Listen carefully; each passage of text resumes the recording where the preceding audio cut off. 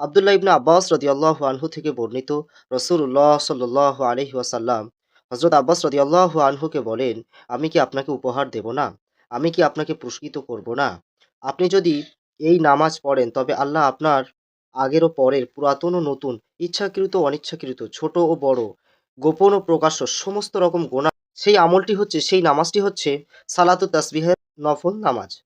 একটি অত্যন্ত ফজিলতপূর্ণ নফল নামাজ যা জীবনে একবার হলেও পড়ার জন্য নবীজি সাল্লাল্লাহু আলাইহি ওয়াসাল্লাম তার চাচা হযরত আব্বাস রাদিয়াল্লাহু আনহুকে বিশেষ পরামর্শ। এই নামাজের মাধ্যমে ইচ্ছাকৃত ও অনিচ্ছাকৃত, ছোট বড়, নতুন পুরানো সমস্ত রকম গুনাহ মাফ হয়। সুনানে আবু দাউদ হাদিস নাম্বার ১২০০। এই নামাজ ৪ রাকাতের নামাজ।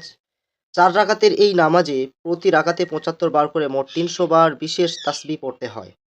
চলুন আমরা জেনে নিই সেই তাসবিহ কি এবং নামাজের নিয়ম। সালাতুত তাসবিহ ৪ রাকাতের সর্বমোট ৩০০ বার নিম্নের দোয়াটি পড়তে হয়।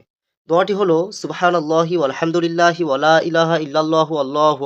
এই নামাজ যেকোনো সময় পড়া যায়, তবে জুমার রাত, শুক্রবার রাত, অন্যান্য গুরুত্বপূর্ণ রাতগুলোতে পড়া মুস্তাহাব, পছন্দনীয়, এবং সূর্যাস্তের সময়, সূর্যোদয়ের সময় এবং দুপুরবেলা পড়া ঠিক নয়। সামনে রমজান আসতেছে। রমজান মাসে এই নামাজ কেউ মিস করবেন না। ইনশাআল্লাহ সবাই পড়ার চেষ্টা করব। এবং বিশেষভাবে আজকে জেনে নেব সালাতুত তাসবিহ হলো ৪ রাকাত নফল, যেখানে প্রতি রাকাতে বিশেষ একটি তাসবিহ পড়া প্রয়োজন। তাসবিহটি আবারও বলছি, সুবহানাল্লাহি ওয়ালহামদুলিল্লাহি ওয়ালা ইলাহা ইল্লাল্লাহু আল্লাহু আকবার। মোট ৭৫ বার পড়া হয়, যার ফলে ৪ রাকাত। এবং নামাজের নিয়ম হচ্ছে, প্রথমে আপনি নিয়ত করবেন ৪ রাকাত নফল নামাজের সালাতুত তাসবিহ। আল্লাহু আকবার বলে নামাজ শুরু করুন। সানা সুবহানাকা আল্লাহুম্মা এই দোয়া পড়ুন। এরপর আউযুবিল্লাহি বিসমিল্লাহর সাথে সূরা ফাতিহা এবং তার সাথে অন্য একটি সূরা মিলিয়ে রুকুই যাওয়ার আগে, অর্থাৎ আরেকটা যে সূরা মিলাবেন সেই সূরা পড়ার পরে আপনি এই দোয়াটি ১৫ বার পড়বেন। সুবহানাল্লাহি ওয়ালহামদুলিল্লাহি ওয়ালা ইলাহা ইল্লাল্লাহু আল্লাহু আকবার। এরপর আপনি রুকুই চলে যাবেন এবং রুকুই যাবার পরে রুকুর যে তাসবিহ আছে সুবহানা রাব্বিয়াল আযীম, এটা ৩ বার পড়বেন, বা আপনি যেভাবে পড়েন ৩ বার ৫ বার সেটা। তারপর আপনি রুকু থেকে ওঠার আগে আপনি ১০ বার এই তাসবিহ পড়বেন। সুবহানাল্লাহি ওয়ালহামদুলিল্লাহি ওয়ালা ইলাহা ইল্লাল্লাহু আল্লাহু আকবার, এটা আপনি ১০ বার পড়বেন এবং তারপর আপনি সামি আল্লাহু লিমান হামিদা বলার পর উম আবারও ১০ বার এই তাসবিহ পড়বেন। সুবহানাল্লাহি ওয়ালহামদুলিল্লাহি ওয়ালা ইলাহা ইল্লাল্লাহু আল্লাহু আকবার, এই তাসবিহ আবারও ১০ বার। প্রথম সিজদার যে তাসবিহ আছে সুবহানা রাব্বিয়াল আলা, অর্থাৎ আপনি রুকুতে উঠে ওই দোয়া ১০ বার পড়লেন, তারপর আপনি সেজদায় চলে গেলেন। সেজদায় যাবার পরে সেজদার যে তাসবিহ আছে সুবহানা রাব্বিয়াল আলা, আপনি যেমন পড়েন ৩ বার ৫ বার, পড়ার পরে আপনি এই দোয়া আবারও ১৫ বার পড়বেন এটা। প্রথম সিজদায় এটা আপনি ১৫ বার ফের পড়বেন। সুবহানা রাব্বিয়াল আলা পড়ার পরে সেজদারত অবস্থায় উঠলে হবে না।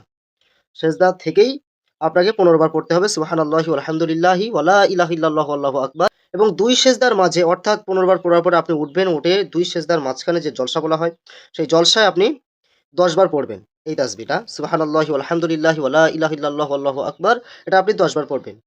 দ্বিতীয় সিজদায় চলে যাবেন এবং দ্বিতীয় সিজদায় যাবার পরে সিজদার যে তাসবিহ আছে সুবহানা রাব্বিয়াল আলা, সেটা পড়বেন এবং তারপর আবার ১৫ বার এই তাসবিহ পড়বেন। সুবহানাল্লাহি ওয়ালহামদুলিল্লাহি ওয়ালা ইলাহা ইল্লাল্লাহু আল্লাহু আকবার। আমার মনে হয় নামাজ পড়ার আগে এটা একটু প্র্যাকটিস করা দরকার আছে। প্র্যাকটিক্যালে না আনা পর্যন্ত এটা সহজ নয়। একটু হলেও কঠিন। তো এই ১ম রাকাতে যেভাবেই আপনি পড়েছেন, অন্যান্য রাকাতে বাকি ৩ রাকাতেও সেম ভাবেই আপনি পড়বেন। সেম, একদম সেম ভাবেই পড়বেন। মোট তাসবিহ ৪ রাকাতে মোট ৩০০ বার তাসবিহ পড়া হবে।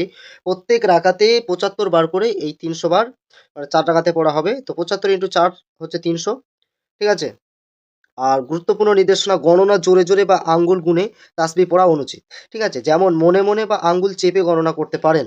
আপনি যে মনে গুনছেন যে এতবার হয়েছে অতবার, এটা মনে করতে পারেন, বা আঙ্গুল দিয়ে হালকা একটু ইশারা করতে পারেন আপনি। ঠিক আছে? আঙ্গুলের ইশারা দিয়ে। আর যদি ভুলে যাও যে ৫-১০ বার হয়েছে, এটা যদি ভুলে যাও যে আপনার মনে হয়েছে যে ১৫ বার হয়ে গেছে বা ১০ বার হয়ে গেছে। পরে আপনি হয়তো মনে করেছেন যে না, সেটা ৯ বার হয়েছে বা ৮ বার হয়েছে। তো সেক্ষেত্রে আপনি কি করবেন? ভুলে গেলে কোনো ধাপে তাসবিহ পড়া বাদ গেলে, মনে করেন যে বাদ গিয়েছে, তা পরের বারে সেই জায়গায় এসে সেই তাসবিহ। এবং নামাজ হচ্ছে জীবনে সব গুনাহ মাফের বড় ফজিলত রয়েছে। এই নামাজের মধ্যে জীবনের সমস্ত গুনাহ মাফ হয়ে যাবে।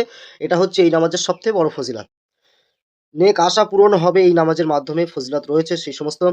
এবং এটি প্রতিদিন পড়তে পারেন, সপ্তাহে ১ বার পড়তে পারেন, মাসে ১ বার পড়তে পারেন, বছরে ১ বার পড়তে পারেন। আল্লাহ রাসূল সাল্লাল্লাহু আলাইহি ওয়াসাল্লাম হযরত আব্বাস রাদিয়াল্লাহু আনহুকে বলেন যে জীবনে ১ বার হলেও এই নামাজটা আপনি পড়বেন। এবার আপনি চিন্তা করে দেখেন যে এই নামাজের গুরুত্বটা কি? জীবনে একবার হলেও পড়তে বলেছে। তো আমরা সারা ১২ মাসে না পড়তে পারি, অবশ্য আমরা রমজানের চেষ্টা করব যাতে নামাজটা আমরা ভালোভাবে পড়তে পারি। ইনশাআল্লাহ আর এর বিস্তারিত বলছি না কারণ ভিডিও অনেক বড় হয়ে যাবে তার জন্য।